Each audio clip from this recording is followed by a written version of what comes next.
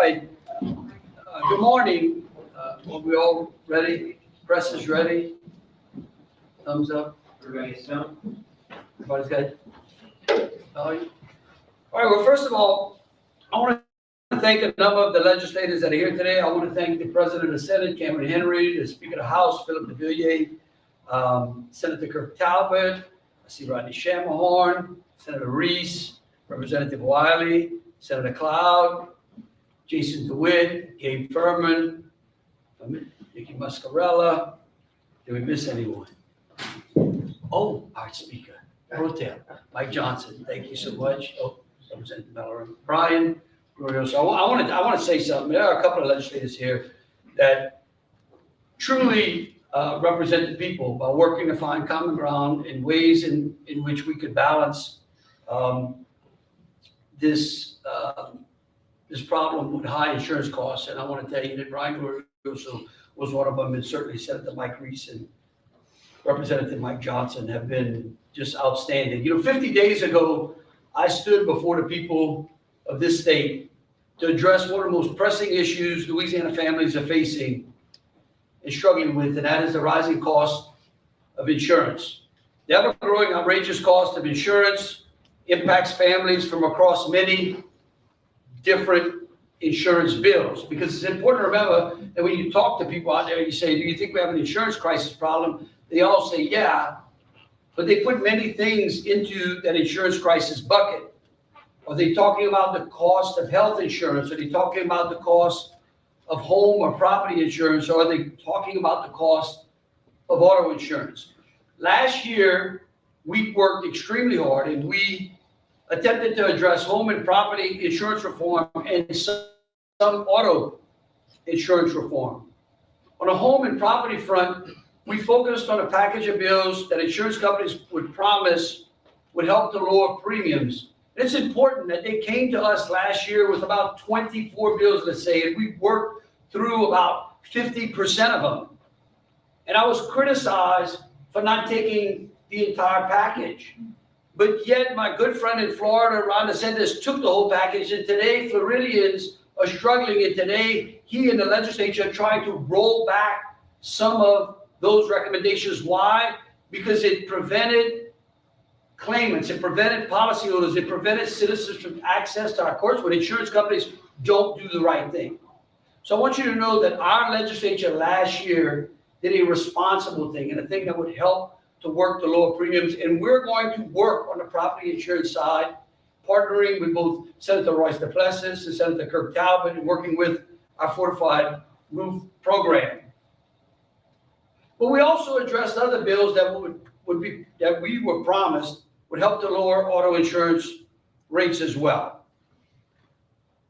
In fact, we have now, in just 16 months, done more than any other governor in the history of this state when it comes to tort reform. And despite all of the bills that we did last year, insurance profits continue to go up, while the amount in people's pockets continues to go down. They promised us that we would see relief. They broke those promises. So this year, we began to focus again on the painful cost of automobile insurance. And instead of passing laws that deal with just one side of the equation, we responded by taking a balanced approach that holds both sides accountable for the skyrocketing cost of insurance. Let me be clear. I believe both trial lawyers and insurance companies are responsible. And they are to blame for the pain our families are enduring in their pockets each and every month.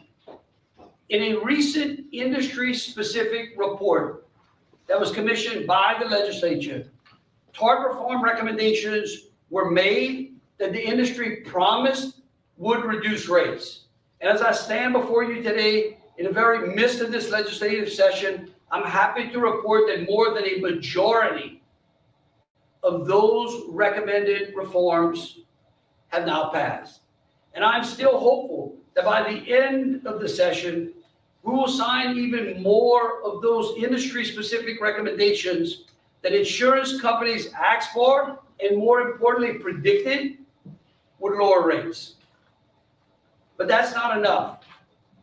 Today, we will take an even greater step towards stopping frivolous lawsuits by signing additional tort reform measures, because in that stack of bills is bills that many business groups have called on for years to rein in lawsuit abuse.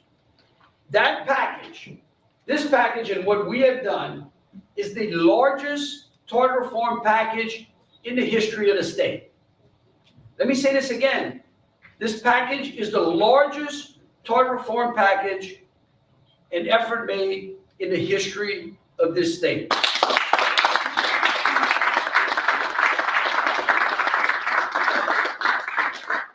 Today, in those bills, we go after frivolous lawsuits by using data that clearly shows the impact that lawsuit abuse has had on our insurance costs. The data tells us that we have the same number of accidents as the rest of the country. We pay to repair our cars in line with the rest of the country as well. We actually have less serious injuries than the rest of the country. It was a statistic that I found unusual, but true. However, our minor injury claims in car accidents are twice as much as the national average. This points to a cultural problem of frivolous litigation driven by lawyer advertising that leaves families with outrageous costs. 50 days ago, I vowed to end this. 50 days ago, I promised that I would sign into law a requirement that someone who sues over injuries sustained in an accident must prove that those injuries actually occurred in the accident. Today, I'm keeping that promise. 50 days ago, I promised that I would strengthen our uninsured motorist recovery law, or our no pay, no play law. Because uninsured motorists should not be allowed to reap huge rewards on lawsuits. They should not be allowed to cash in on general damages like emotional distress and pain and suffering. Today we prohibit uninsured motorists from collecting an award for bodily injury medical expenses for any amount below $100,000.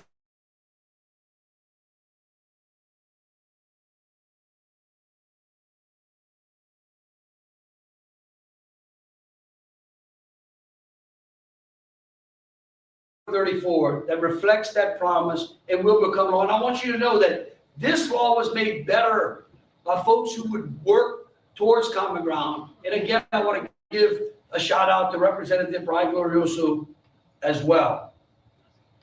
50 days ago, I promised that we would prohibit illegal immigrants who drive on our streets from cashing in on frivolous lawsuits. Today, we keep that promise by signing House Bill 436 by Representative Gabe Furman, who would prohibit undocumented immigrants who are injured in car accidents from collecting general damages. In addition to these promises, I'm also signing a bill that business groups have clamored for many, many, many years, a modified comparative fault. I promised our business leaders that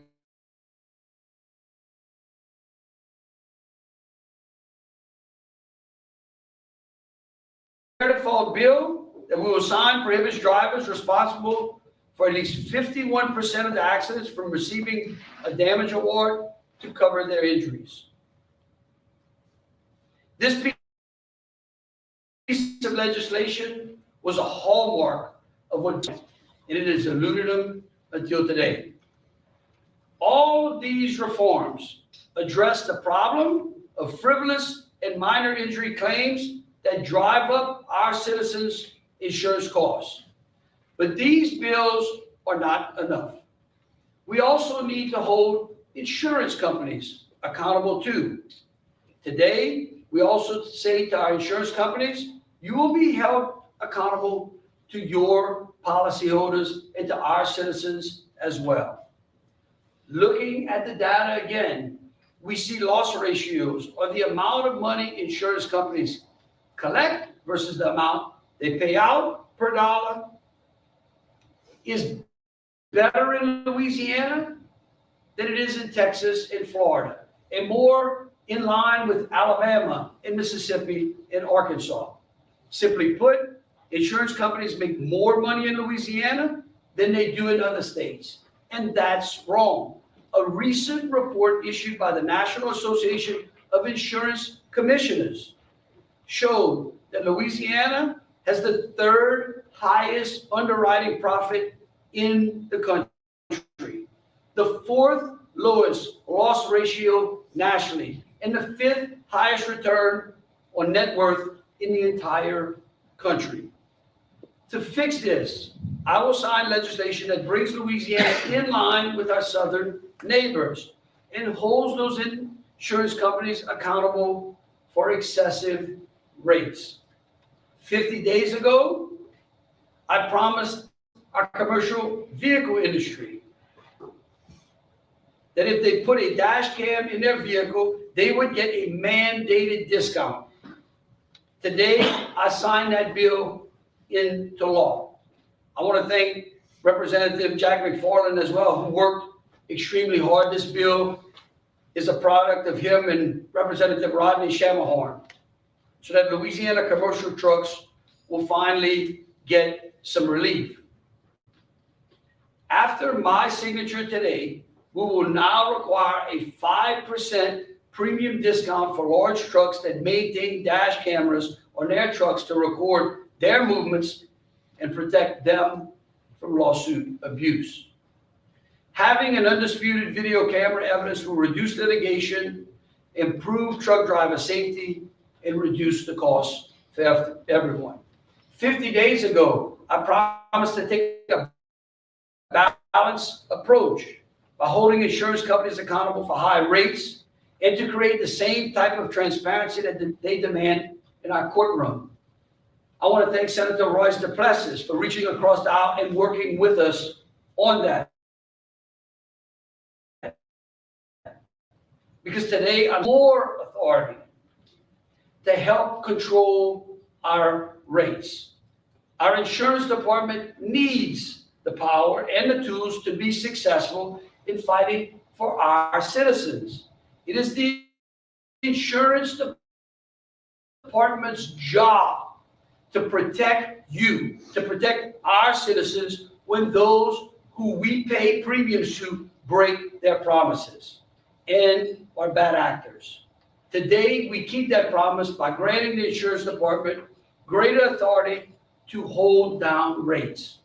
Texas, Mississippi, South Carolina, Florida, Alabama, just to name a few, all grant their insurance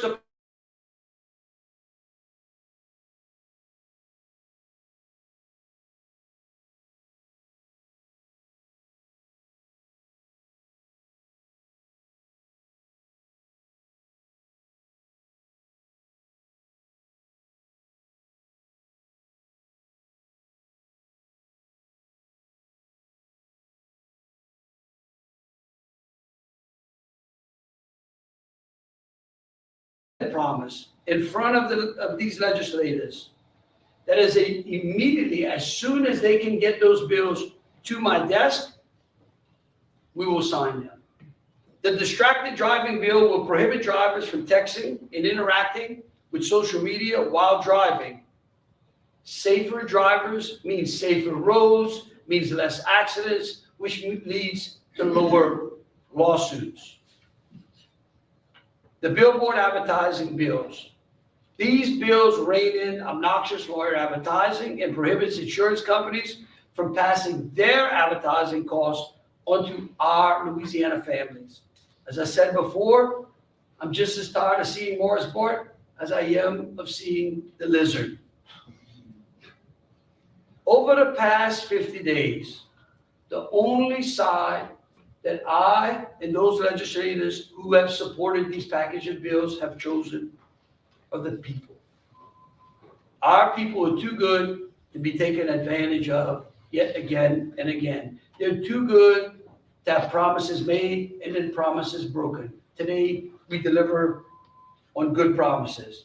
I will now invite those legislators who would like to come up as we complete this historic moment that many in our state have waited on for far too long, and to sign these bills into law.